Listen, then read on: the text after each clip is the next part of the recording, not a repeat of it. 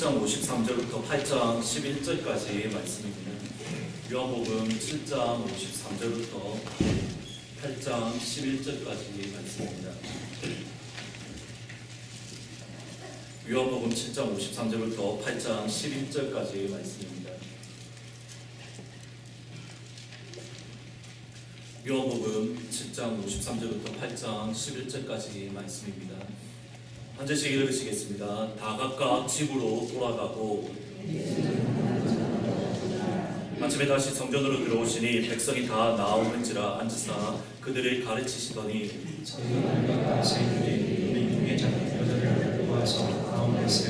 예수께 말하되 선생이여 이 여자가 가늠하다가 현장에서 잡혔나이다.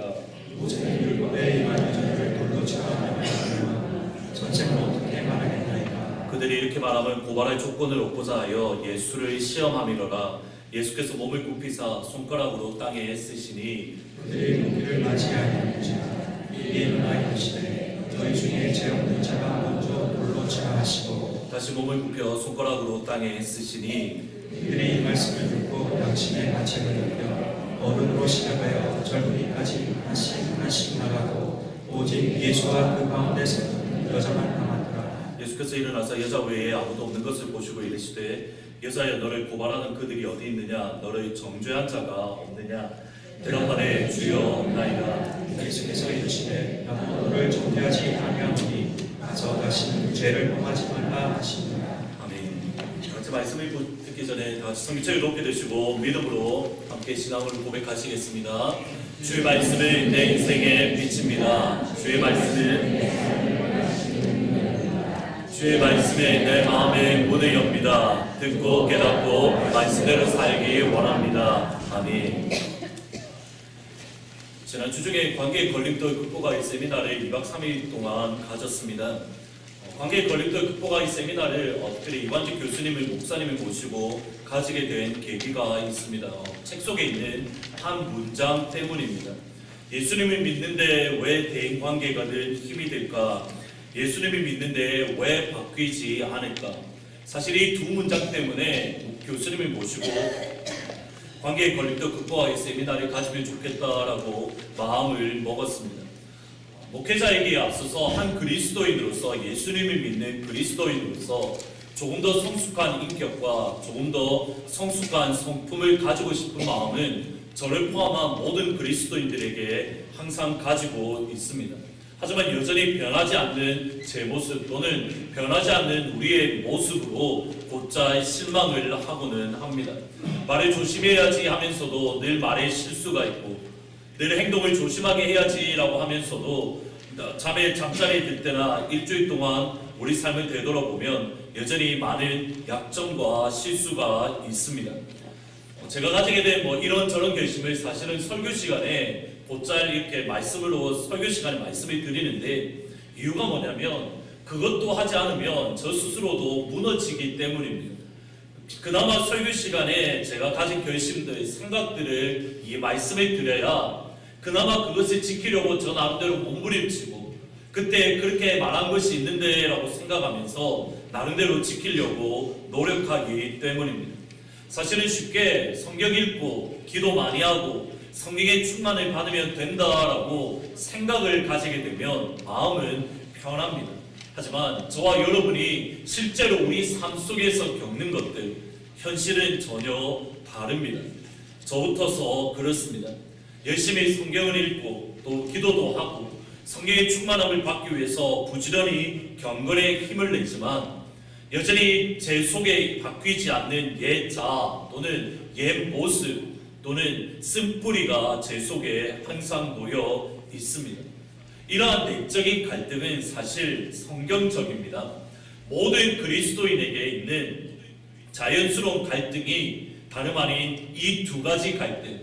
내가 하나님을 향해서 열심히 믿음의 생활을 하고 성경을 읽고 기도함에도 불구하고 여전히 바뀌지 않는 그것에 대한 갈등은 그리스도인에게 자연스러운 갈등입니다.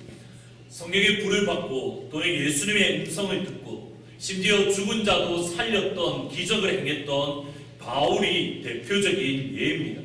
바울이 신약성경 27권 중에 13권을 바울이 기록을 했는데 그 중에 대표적인 성경이 로마서입니다. 근데 로마서 7장에 보면 사실 쉽게 이해하기 어려운 자기 자신에 향한 고백이 있습니다. 오라 나는 공고한 사람이로다. 이 사망의 몸에서 누가 나를 건져내랴. O wretched man that I am. 나는 공고한 사람이다 라고 바울이 스스로 이야기를 합니다. 근데 여기서 공고하다라는 이 단어가 똑같은 단어가 시편 137편 8절에 사용됩니다. 멸망할 딸 시온아 내가 우리에게 행한 대로 내게 갚는 자는 복이 있도다.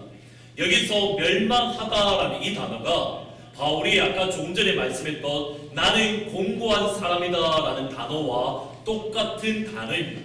여기서의 공고하다라는 이 말은 완전히 파괴되어 버리다 또는 황폐하게 변하다라는 의미입니다. 바울이 본인에 대해서 이렇게 스스로 고백을 하는 겁니다. 나는 완전히 공고한 사람이다. 나는 완전히 파괴되었다. 나는 완전히 황폐하게 되었다라고 본인 스스로에 대한 절망의 고백입니다. 자기 자신을 향한 절망에 사로잡힌 이유가 그토록 수많은 놀라운 기적들을 행하고 하나님의 성령의 충만함을 받고 기적도 일으키고 성경까지 기록했던 바울이 나는 절망적이다. 내 상황은 형편없고 내 속사람은 너무 무너져서 내 가운데 소망이 없다라고 말했던 이유는 그 앞부분에 나오는데 다름 아닌 예수 믿어도 여전히 그 속에 뿌리 잡고 있던 죄의 쓴뿌리, 죄성 때문입니다.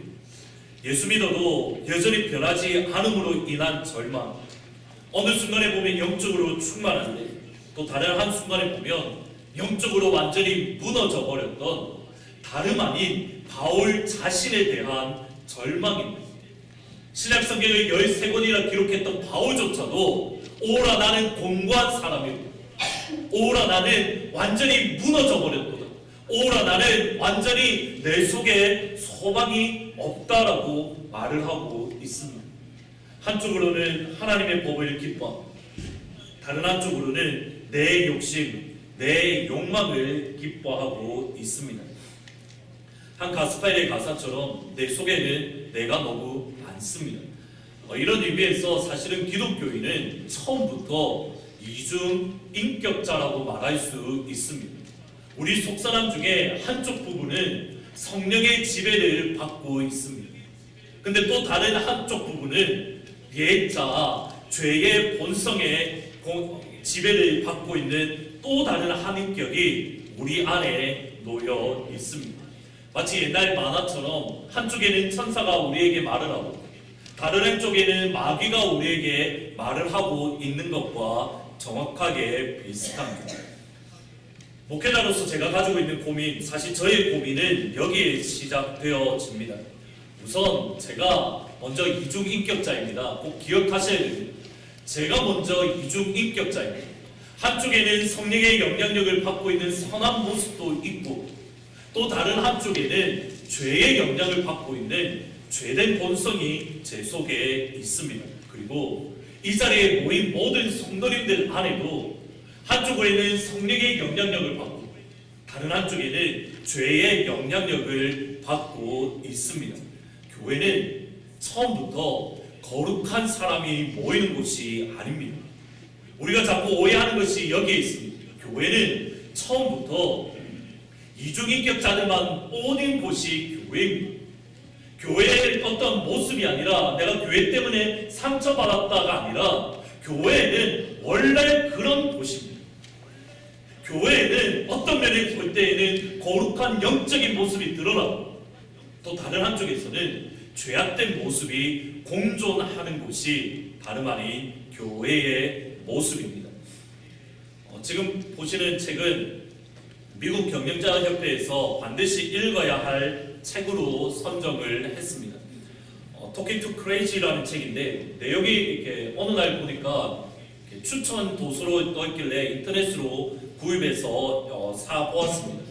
근데 이제 배달이 되어서 우선 배송이 되어서 책을 훑어보는데 사실 표지에 있는 한 말이 제 머릿속에 강력하게 박혔습니다. 이게 제 표현이 아니라 책에 있는 그대로입니다. 우리는 반드시 미친놈과 만나게 된다. 사실 이게 미친놈이라는 단어를 제가 한 10년 만에 이렇게 몇십 년 만에 쓴, 고등학교 때 쓴 이후로 거의 처음 쓰는 것 같아서 설교 시간에 해도 되나 한참 고민을 하다가 하는데, 어쨌든 책에 있는 표현입니다. 우리는 반드시 조금은 이렇게 괴짜 같은 사람과 반드시 만난다라고 이야기를 합니다. 이 책의 저자 마크 볼스토는 사실 심리학자인데, 이 사람이 말하는 저와 여러분이 반드시 만나게 되는 소위 말하는 미친 사람 또는 괴짜 같은 사람은 우리 주위에 있는 평범한 사람들입니다. 예를 들면 이런 사람들입니다. 불가능한 일을 반드시 해야만 한다라고 말하는 직장 상사들, 지나치게 요구사항이 많은 부모님들, 그리고 또는 적개심으로 분노로 가득한 10대의 자녀들, 나를 조종하려고 하는 회사 동료들, 울고 부는 애인 또는 터무니없는 요구를 하는 고객들이 지금 저자가 말을 하는 우리 주위에 있는 괴짜 같은 사람입니다. 한여름 혹시 2005년도에 로이 피터스 주니어라는 워싱턴 DC의 한 판사가 대단히 이슈가 되었던 적이 있습니다. 피어슨 판사가 한인 세탁소에 자기 바지를 맡겼는데 그 바지를 분실을 했습니다. 여기에 화가 난 피어슨 판사가 어떻게 하냐면 그 한인 세탁소를 대상으로 배상 청구를 하는데, 그 금액이 당시에 6,700만 불, 대략 하나로 하면 740억을 배상 청구를 했던 일이 있습니다. 바지 하나를 잃어버렸다고 740억을 요구를 한 겁니다. 물론 이후에 다행히 다 기각되고 이 사람은 나중에 판사로 재임용에 탈락되었다라고 말을 합니다. 근데 이 판사를 한번 가만히 생각해 보셔야 됩니다. 법의 기준으로 해서 판결을 하는 판사, 법관입니다. 수없이 많은 좋은 대학교도 나왔을 것이고 로스쿨도 나왔을 것이고 수많은 시험을 거쳐서 그 자리에 올랐습니다. 공부도 많이 하고 대단히 이성적인 사람이고 대단히 똑똑한 사람입니다. 정상적이기에 법관이 되었습니다. 만약 그의 정신 상태가 만약에 이상하다고 한다면 법관이 되지 못했을 겁니다. 그런데 그 지극히 정상적인 사람이 자기 바지를 잃어버린 것에 대해서 이성을 잃어버렸습니다. 이러한 사람을 저자는 뭐라고 표현하냐면, 영어로 말하면 everyday crazy라고 표현을 하는데, 또는 한글 번역에서는 정확하게 이것도 책 속에 있는 말입니다. 일상적 또라이라고 말을 합니다. 다시 말씀드리지만 책 속에 있는 말입니다. 사실 대단히 지금 부담스러운데, 이 책의 부제가 뭐냐면 이겁니다. 지금 위에 보시다시피 또라이들을 길들이는 대화의 기술, 이것이 이 책의 부제입니다. 정신과 의사로서 많은 어려움이 조금 이렇게 비정상적인 사람들을 대하면서 어떻게 이 사람들을 대할까라고 고민했던 이 사람이 22가지 대화의 기술에 대한 내용이 이 책입니다. 혹시 주위에 조금 비정상적이거나 특별히 우리 10대 아이들 어떤 책을 보니까 10대 아이들 논리적으로 키우기 이런 책들이 있는데 불가능합니다. 10대 아이들을 어떻게 논리적으로 키웁니까? 10대 아이들은 논리로 키울 수가 없습니다. 특별히 10대 아이들을 가지고 계신 분들께서는 한번 읽어보시면 이렇게 이런 상황 속에서는 이렇게 대해야 되겠구나, 많은 도움을 얻으실 것 같습니다. 제가 이 책을 읽으면서 관심을 가졌던 것이 일상적인 조금 비정상적인 사람이 되는 3가지 이유였습니다. 주로 대부분 어린 시절과 연결이 되는데, 어렸을 때에 응석바지 또는 비난을 받았거나 무시를 당한 경우에 소위 말하는 일상적인 또라이가 될 가능성이 많다라고 말을 합니다. 그러니까 어렸을 때 부모님으로부터 응석바지로 자라거나 또는 부모님께 비난을 받거나 무시를 받으면 갑자기 이상해지는 경우가 있습니다. 가령 주변에 늘 화를 내거나 남탓만 하는 사람이 있으면 어려서부터 부모님의 응원을 받기보다는, 격려를 받기보다는 비난을 받았을 가능성이 큽니다. 어려서 비난을 받은 아이들은 어른이 된 이후에 여전히 남을 비판하거나 남을 비난하기 쉽습니다. 또 용서할 줄 모르는 냉정한 사람 또는 냉혹한 사람으로 성장하기 쉽습니다. 비난을 받고 자란 아이들의 특징은 비난하고 다른 사람을 용서할 줄 모릅니다. 몸은 커서 성인이 되었는데 저자에 의하면 여전히 정신세계는 여전히 인격은 어린아이의 인격입니다. 제가 이 부분을 읽으면서 머리에 스쳤던 사람이 다름 아닌 바리새인들과 서기관들입니다. 오늘 읽으셨던 본문의 말씀은 대단히 유명한 말씀입니다. 한 여인이 가는 중에 현장에서 붙잡혔습니다. 그리고 바리새인들과 서기관들에게 끌려서 예수님께 끌려왔습니다. 돌로 그 여인을 죽이려고 하는 유대인들을 앞에 두시고 손가락으로 땅에 글을 쓰셨습니다.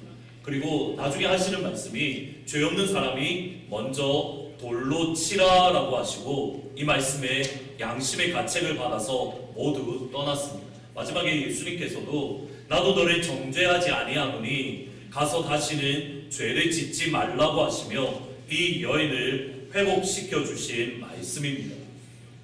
계속적으로 말씀을 진행하기에 앞서서 저희들이 한 가지 분명히 짚고 넘어가야 될 점이 하나 있습니다. 현대 사회에는 성에 대한 개념이 대단히 약해졌습니다. 아시다시피 제가 잠깐 중국 북경의 한인교회에서 잠시 인터넷 패스터로 임시 목사로 6개월 정도 사역을 했습니다.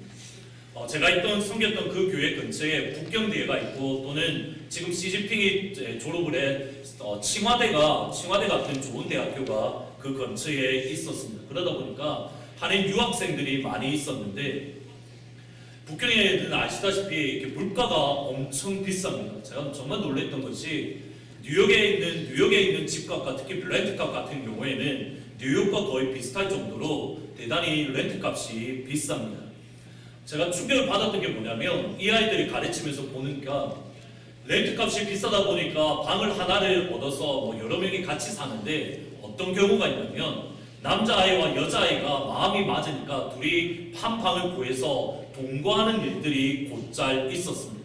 예수 안 믿는 아이들뿐만 아니라 예수 믿는 아이들 가운데에도 방 하나를 빌려서 서로 동거하는 그러한 모습이 자주 있었습니다. 함께 동거하는 것이 아무렇지도 않게 받아들이고 있습니다. 1994년 8월 15일 타임즈지 커버 스토리가 제목이 이거였습니다. Infidelity, it may be in our genes. 불륜, 아마도 우리의 유전자 안에 있습니다. 대략적인 내용은 이렇습니다. 우리가 결혼을 한 이후에도 다른 이성에게 마음을 끌리고 또는 때로는 유혹을 느끼는 것은 진화하는 과정 가운데에 사람의 유전자 안에 그런 것들이 프로그래밍이 되어서 불륜이라는 것이 사람에게 자연스러운 행동, 불륜이라는 것이 사람에게 자연스러운 본능으로 이해를 하고 있습니다. 비슷한 내용의 연구가 2014년 호주의 퀸즐랜드 유니버시티에서 동일한 내용, 비슷한 내용이 사실 발표가 되었습니다. 두 발표, 타임스지의 내용이나 또는 퀸즐랜드 유니버시티에서 발표한 내용이나 가만히 보면 공개적으로 불륜을 정당화하지는 않지만 불륜 자체가 죄가 아니라 사람으로서 자연스러운 본능이라는, 죄가 아니라 사람이기에 우리 속에 자연스럽게 가지고 있는 본능이라는 오늘날의 사상의 생각의 풍조를 보여주고 있습니다. 2015년에 한국에서 간통죄가 위헌 판결이 났습니다. 1년 후에 2016년 한 신문기사에 간통죄 폐지로 인해서 오늘 한국에 불륜에 대한 죄책감이 많이 사라지고 있다라는 신문기사를 읽은 적이 있습니다. 한 가지 저희들이 분명히 하셔야 될 것이 있습니다. 성경은 그것이 구약성경이든 신약성경이든 모두 동일합니다. 부부 외에 어적인 성적인 관계도 분명히 음행이라고 단호하게 선언하고 있습니다. 성경은 분명히 이렇게 말을 합니다. 구약에만 이런 말을 하고 있는 것이 아니라 신약에 있어서도 동일하게 말을 하고 있습니다. 심지어 구약성경 모세의 율법에 의하면 불륜을 저질렀으면 남자와 여자 둘 다 돌로서 죽이라고 기록하고 있습니다. 단순히 여성에 대해서만 순결을 요구하는 것이 아니라 남성에 대해서도 성적인 순결을 요구하고 있습니다. 성경이 이렇게 가만히 읽어보시면 사실은 성적인 순결을 주의 백성 하나님의 자녀들에게 요구하고 있는 이유가 있습니다. 성경을 가만히 보시면 남자와 여자가의 성적인 관계, 특별히 부부와의 관계는 단순히 육체적인 것이 아니라 하나님의 신비, 하나님의 비밀과 직접적으로 연결되어져 있습니다. 한번 같이 읽어보시겠습니다. 그러므로 사람이 부모를 떠나 그의 아내와 그들이 한 육체가 되시니 이 비밀이 그도다. 나는 그리스도와 교회에 대하여 말하노라. 그 앞부분을 보면 남편과 아내의 관계에 대해서 이야기를 합니다. 아내는 남편에게 복종하라, 남편은 아내를 사랑하라. 그리고 창세기 1장의 말씀을 인용하면서 사람이 부모를 떠나 그 아내와 합하여 둘이 한 육체가 될지라. 둘이 한 육체가 될지라가 부부의 관계입니다. 그런데 그 다음 잘 보셔야 됩니다. 바울의 논리가 뭐냐면 둘이 한 몸, 한 육체가 되는 것을 이야기한 다음에 결론이 뭐냐면 나는 그리스도와 교회에 대하여 말하노라. 이 비밀이 크도다. 나는 그리스도와 교회에 대하여 말하노라. 부부의 이 모습을 통해서 정확하게 하나님께서 보여주고 싶은 것은 무엇이냐면 예수 그리스도와 하나님의 교회의 관계입니다. 부부의 성적인 순결을 통해서 하나님께서 우리에게 가르쳐 주고 싶은 것이 무엇이냐면 교회와 하나님과의 관계가 이러해야 한다는 겁니다. 둘이 벌거벗었으나 부끄러워하지 아니하더라. 정확하게 교회가 하나님에 대하여 벌거벗었으나 부끄러워하지 아니하더라. 이 모습이 될 수 있어야만 합니다. 하나님 앞에 우리가 순결하고 하나님 앞에 정직하고 하나님 앞에 정결하고 그 모습을 보여주는 것이 다름 아닌 남편과 아내의 모습입니다. 이것이 하나님의 신비이고 하나님의 비밀입니다. 저희들이 고민하셔야 될 게 여기 있습니다.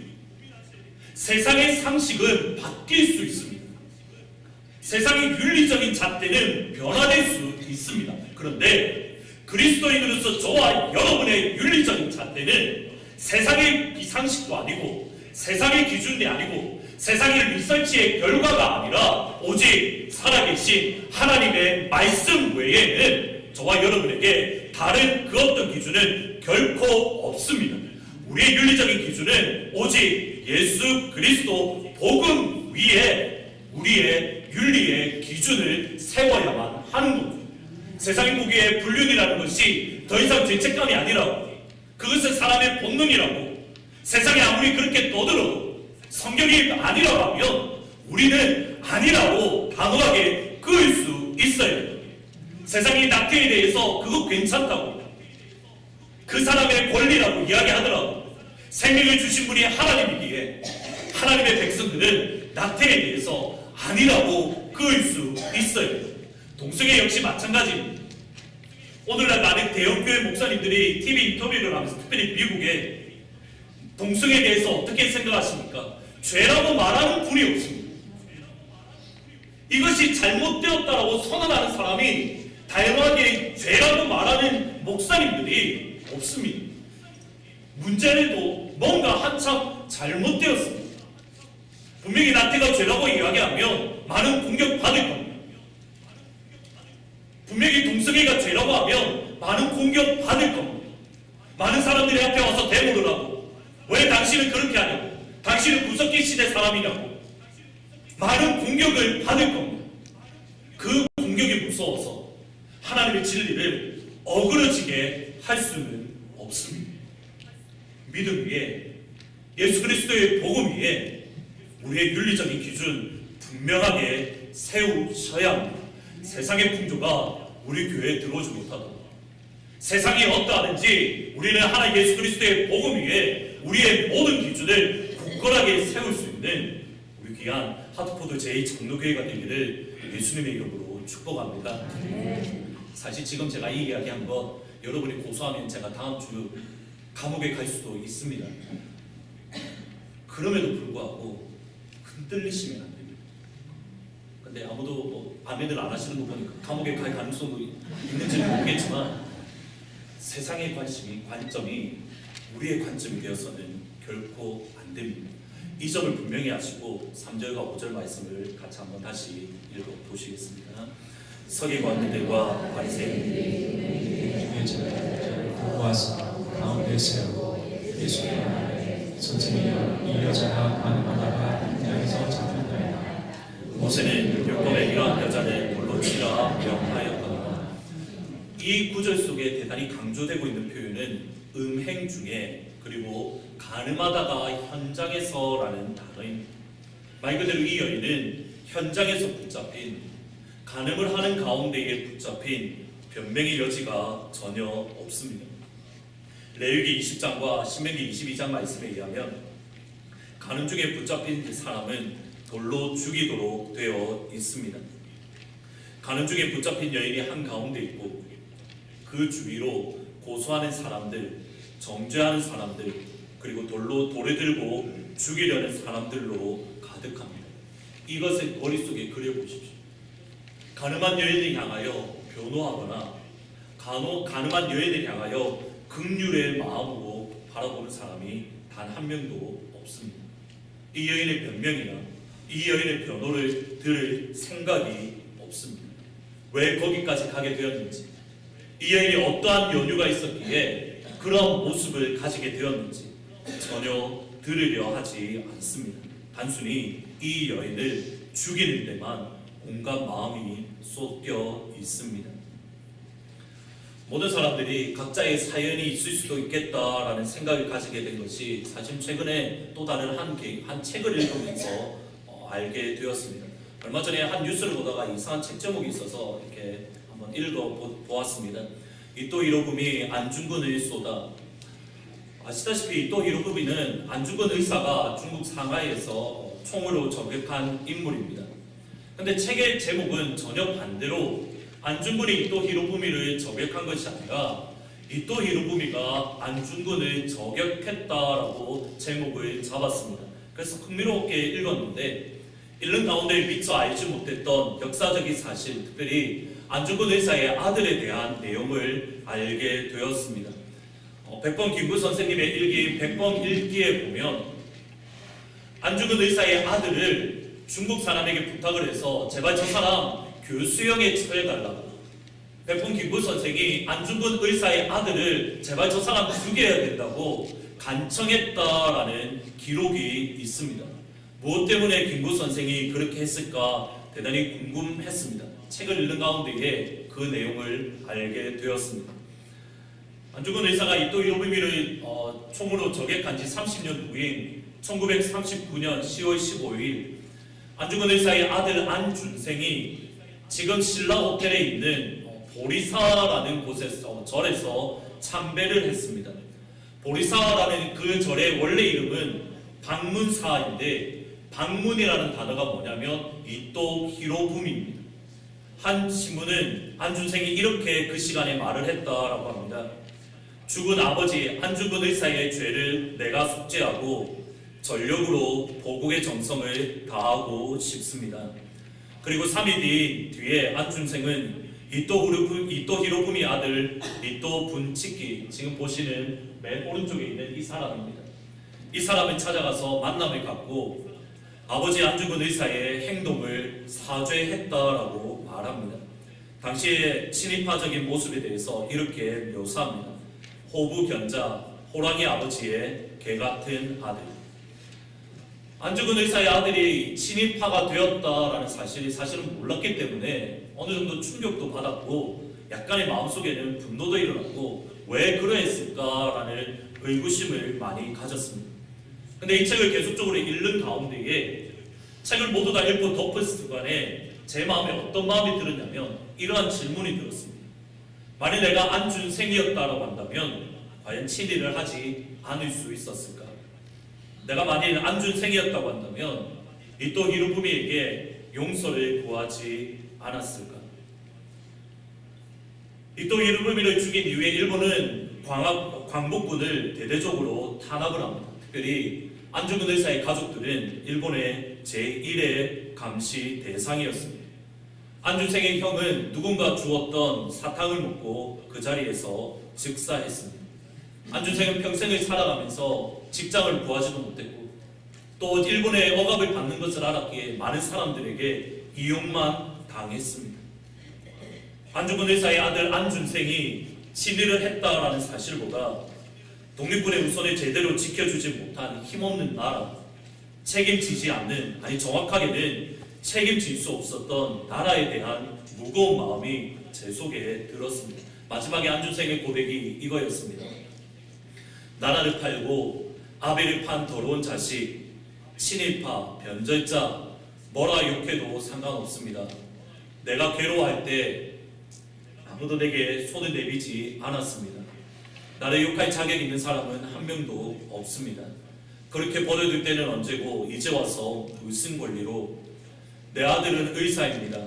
미국에서 제법 성공했고 주위 사람들의 존경과 사랑을 받으며 잘 살고 있습니다. 내가 사람들의 경매를 받으며 모은 돈으로 가족을 부양한 덕분에 내 자식들은 사람답게 살 수 있었습니다. 우습지 않습니까? 영웅의 아들은 개같은 삶을 살고 그 변절의 자식은 다시 성공하고.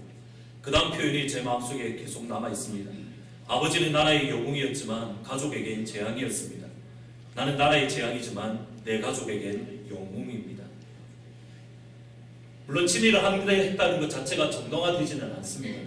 그러나 그가 그 자리에 서기까지 많은 과정들이 있었던 것, 그가 얼마나 많은 어려움을 겪었고 많은 간식 속에서 힘들게 살았는지. 최근에 한 연예인은 정부의 감시를 받아서 그의 가슴이 뛰고 우울증이 걸렸다라고 이야기를 하는데, 안중생은 그가 3살 때 아버지가 죽었습니다. 이때가 30살입니다. 30년이 넘는 기간 동안 일본의 억압을 받았습니다. 일본의 감시를 받고 조그만 무얼 해도 어려움을 겪고 항상 핍박을 받고 있던 사람이 안준생입니다. 그가 여기까지 오기까지 그의 삶이 얼마나 어려웠을까 쉽게 기억할 수 있습니다. 비슷합니다. 간음의 현장에서 붙잡혔다는 것 변명의 여지가 없습니다. 일반 백성들은 분명히 돌을 손에 들고 전후 가리지 않고 이 여인을 죽이는데 앞장설 수 있습니다. 일반 백성들은 정죄하고 고소하는데 앞장설 수 있습니다. 하지만 하나님의 백성들은 하나님의 말씀을 읽고 하나님의 말씀을 연구하고 아버지의 마음이 무엇이고 아버지의 뜻이 무엇인지 분별하는 바리새인들만큼은 적어도 긍휼의 마음을 가져야 합니다. 과연 이 사람들이 무엇 때문에 이 사람이 여기까지 왔을까? 그녀에게 두 번째 기회는 줄 수 없을까? 오히려 그녀를 살리기에 힘을 다하고 애를 써야 합니다. 이유가 있습니다. 구약성경을 처음부터 가만히 읽어보시면 처음부터 하나님은 실패하고 넘어지고 죄를 짓는 사람을 향해서 용서의 마음을 보여주고 그들을 사랑해 주시고 그들을 회복시켜 주시는 하나님 아버지이시기 때문입니다. 처음에 창세기로 돌아가 보십시오. 선악과를 먹는 날에 내가 반드시 죽고 죽으리라 말합니다. 선악을 먹었던 아담과 하와를 향해서 하나님은 하루아침에 그들을 죽이지 않았습니다. 그들의 영적으로 하나님과 단절되었을지 몰라도 여전히 그들을 향하여 가죽옷을 지어서 입혀 주었습니다. 여전히 그들을 사랑해 주셨습니다. 믿음의 조상 아브라함 역시 마찬가지입니다. 약속의 땅 가나안 땅에 도착했음에도 불구하고 흉년이 든 것 때문에 가나안 땅을 등에 지고 애굽으로 내려갔니, 자기의 부인을 2번이나 누이라고 속이고 거짓말하니, 자녀에 대한 약속을 끝까지 신뢰하지 못한 거예요. 사실은 아브라함의 모습을 보면 그가 얼마나 믿음 없고 그가 얼마나 하나님 앞에 불순종하는가를 볼 수 있습니다. 하나님이 그에게 긍휼과 용서를 베풀지 않으셨다면 아브라함은 믿음의 조상이 될 수 없었습니다. 이스라엘은 어떻습니까? 광야 40년 동안 시작부터 마지막 순간까지 끊임없이 하나님 향하여 불평했습니다. 끊임없이 하나님 향하여 원망했습니다. 이스라엘 백성들이 광야 생활 동안 한 일은 단 하나밖에 없습니다. 하나님의 말씀에 불순종합니다. 처음부터 하나님은 이들에게 평가합니다. 너희는 내가 이 백성을 보니 목이 곧은 백성입니다. 처음부터 목이 곧은 백성입니다. 그들이 능력이 있어서 가나안 땅을 정복한 것도 아닙니다. 실수하고 넘어지고 죄를 짓고 불평하고 원망하고 변함없이 하나님께 향하여 반역하는 이스라엘 백성들을 하나님께서는 신명기에 보면 이렇게 말씀합니다. 아버지가 아들의 품에 안음같이 내가 너희를 내 품에 안고 여기까지 인도해 왔느니라. 하나님께서 용서하지 아니하시고 하나님께서 긍휼을 베풀어 주지 아니하시고 하나님께서 사랑을 주시지 않았다면 그들도 죽을 수밖에 없는 존재입니다. 이것이 구약 성경의 내용입니다. 하나님 아버지의 이 모습을 날마다 읽는 사람이 바리새인과 서기관입니다. 그런데 그 성경을 읽고 있습니다. 그 아버지의 용서를 보고 있습니다. 가늠했던 이 여인을 죽이는 데에 가장 앞장서고 있습니다. 오카르 목사님의 본문에 향한 설교를 들으면서 흥미로운 말씀을 들었습니다. 간음을 할 때에 어느 누구를 비롯해서라도 몰래 숨어서 하지 드러내고 간음하는 사람이 없습니다. 그 말은 바리새인과 서기관들이 의도적으로 이 여인을 따라가서 간음하는 현장을 덮쳤다라고 말씀을 합니다. 타당성이 있는 말씀입니다. 어떤 분은 이 여인이 몸을 팔아서 생계를 이어가는 여인 같다라고 말씀을 합니다. 어느 쪽이든 바리새인들은 간음의 현장에서 이 여인을 안 것이 아니라는 뜻입니다. 바리새인들과 서기관은 이미 그 이전부터 이 여인이 간음한 여인입니다.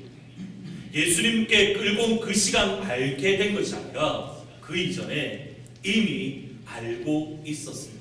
그러면 음란한 여인임을 알고 있었다. 하나님의 말씀에 가진 영적 지도자라고 한다.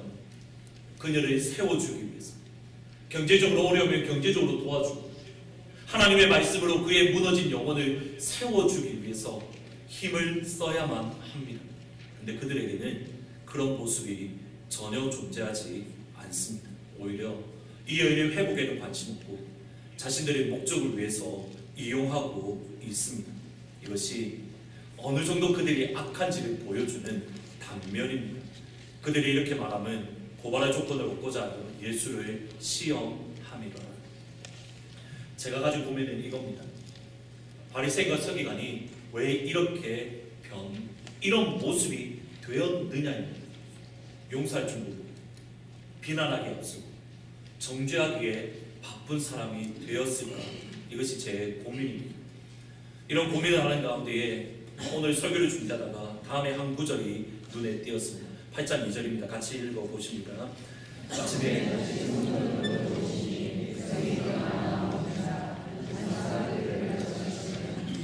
가늠한 여인을 죽이기 위해서 이 여인을 질질 끌고 예수님께로 나아오고 예수님을 고발할 조건을 얻기 위해서 음모를 꾸몄던 그 장소가 어디냐면 아침에 다시 성전에 들어오십니다.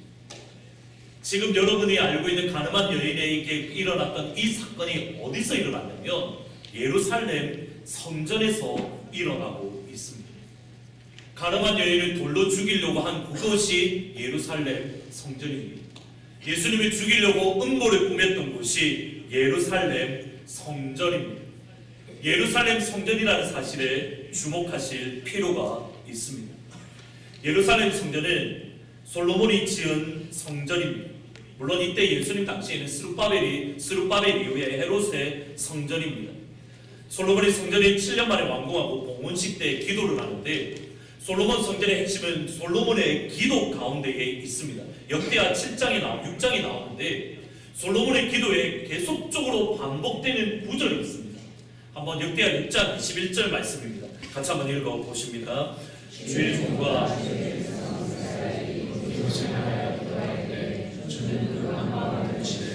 주께서 계신 곳 하늘에서 들으시고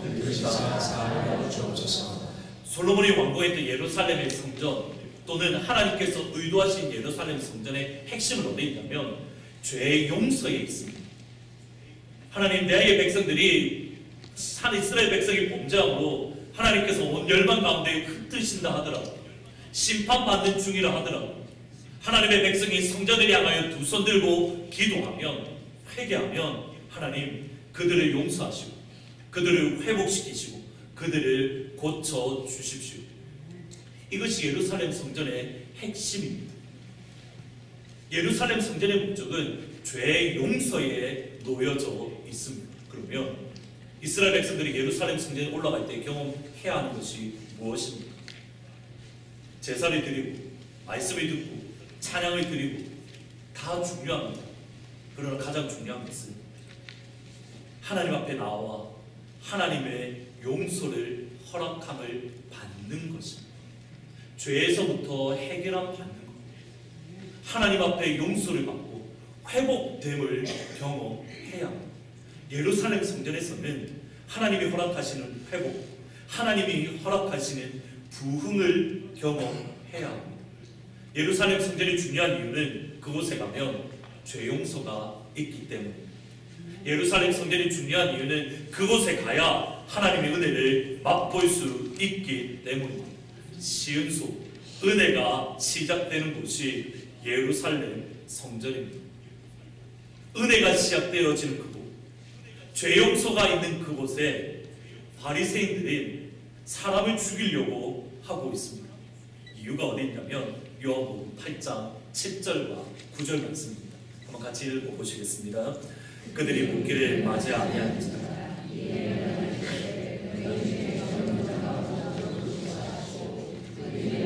듣고 양심의 가책을 입고, 저희들이 이 구절 쉽게 넘기기 쉬운데 절대 놓치시면 안 되는 게 있습니다.